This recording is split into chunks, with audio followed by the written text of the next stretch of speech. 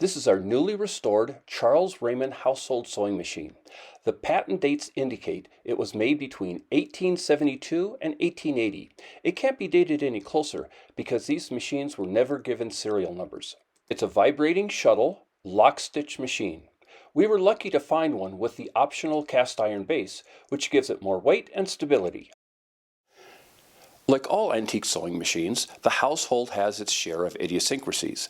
For example, while the artwork on the end of the base and the rest of the machine is obviously hand done, the front and back sides of the base are decals. Why hand paint most of it, yet use decals in only these two places? Additionally, while all the handwork has a graceful, flowing design, the decals are much more geometric. These contrasts in type and style are hard to explain. Another oddity can be found in the patent date. April is abbreviated APL instead of APR as it is in the United States, or AL as used in Canada, where the machine was made. It appears April's abbreviation wasn't as standardized in Victorian times as it is today. The next issue is with the presser foot. It was secured to the lifter arm with a piece of wire hammered into place with the ends mushroomed outward and bent over, making removal of the foot almost impossible. To do so, I had to grind down one end of the wire with a dremel tool, then drive it out with a pin driver. In the interests of making life easier for the next person who works on this machine, I compromised my desire for historically accurate restorations and replaced the wire with this small screw.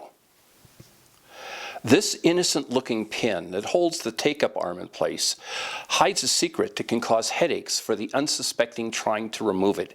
It's not a straight pin, but a tapered one. On this machine, the end facing the front is larger than the other end. Anyone trying to drive it out from this side will only succeed in jamming it in even tighter. It has to be driven out from the back side. But the biggest mystery is this slot in the end of the shaft that holds the hand wheel to the base.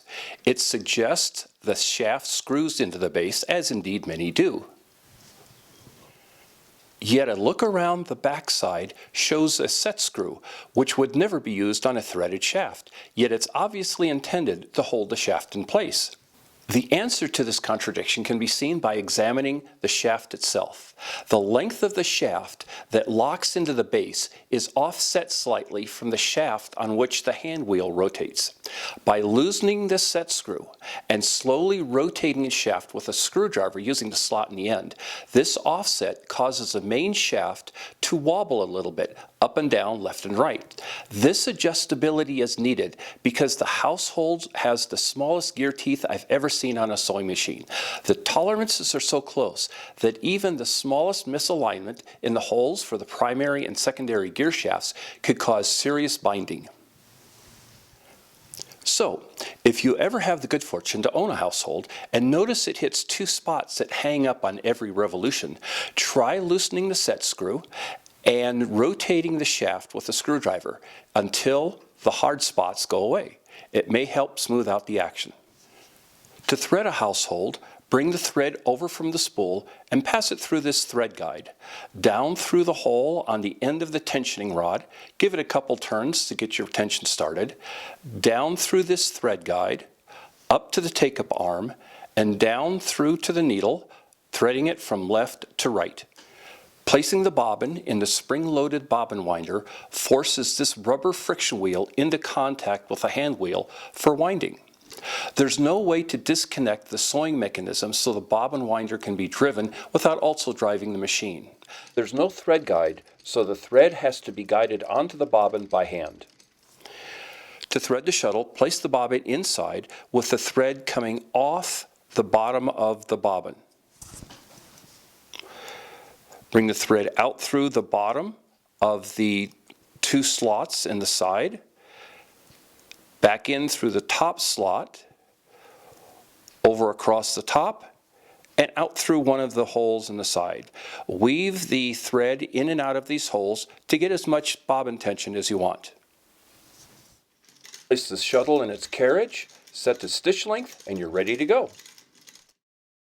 And as can be seen here, it produces a great stitch, especially considering it's a century and a half old.